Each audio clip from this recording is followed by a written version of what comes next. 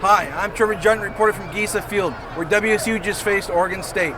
WSU started off slow, only scoring 3 points in the first half, but exploded with 4 touchdowns in the second half. Coming into this game, Oregon State University were 3.5-point favorites.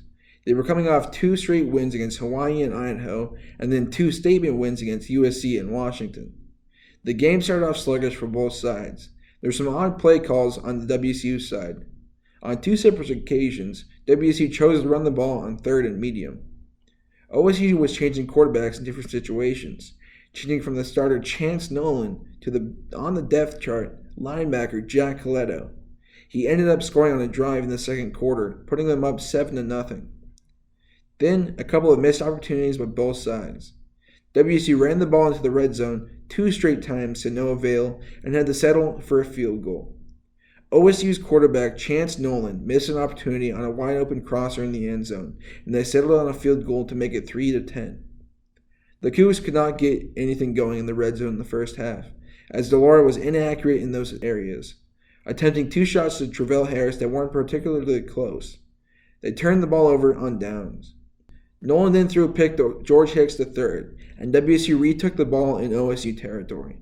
But again, they were unable to capitalize, much like the entire first half. Delora threw an ugly pick into the red zone to end the half, 10-3 Oregon State University. At the start of the second half, OSU were stuffed on their first drive, and on 4th and 8 at the 50, they decided to go on a fake punt and a pass, which fell incomplete.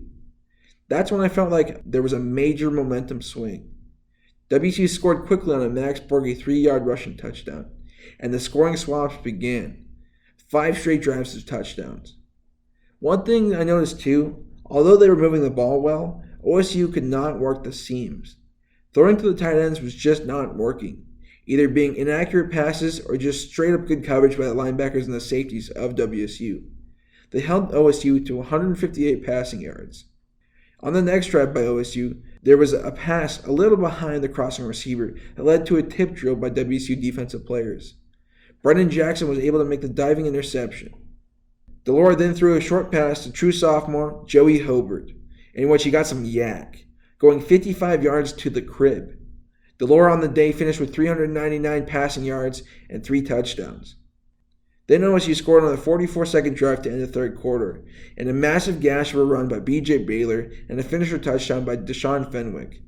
Both of those guys rushed for well over 100 yards and helped lead OSU to 309 yards total rushing. Delora then threw a touchdown pass to Lincoln Victor to make it 24-17. Then a 5 straight run drive where not a single pass was thrown. OSU scored with their tandem running backs to tie it up at 24. The next drive was the Deion McIntosh show as he gained 42 of the 75-yard drive, and he topped it off by scoring a touchdown. The touchdown was a very cool-looking formation. It was trips on the right side, but they motioned into bunch, which means they went towards the middle of the field.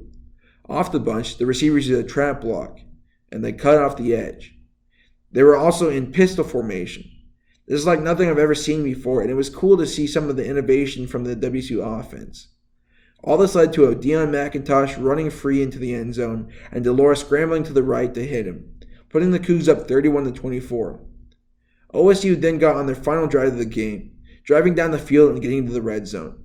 They were unable to convert on a 4th and 10, but were bailed out on a pass interference call. Finally, the climax of the game came to head when they were given just another shot. They were unable to capitalize, getting sacked twice and falling just 1 yard short of the marker.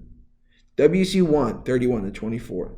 It was an upset on the part of WSU conquering Oregon State University. Next week, they face the Stanford Cardinals here at GESA Field. I'm Trevor Junt on Unorthodox Sports.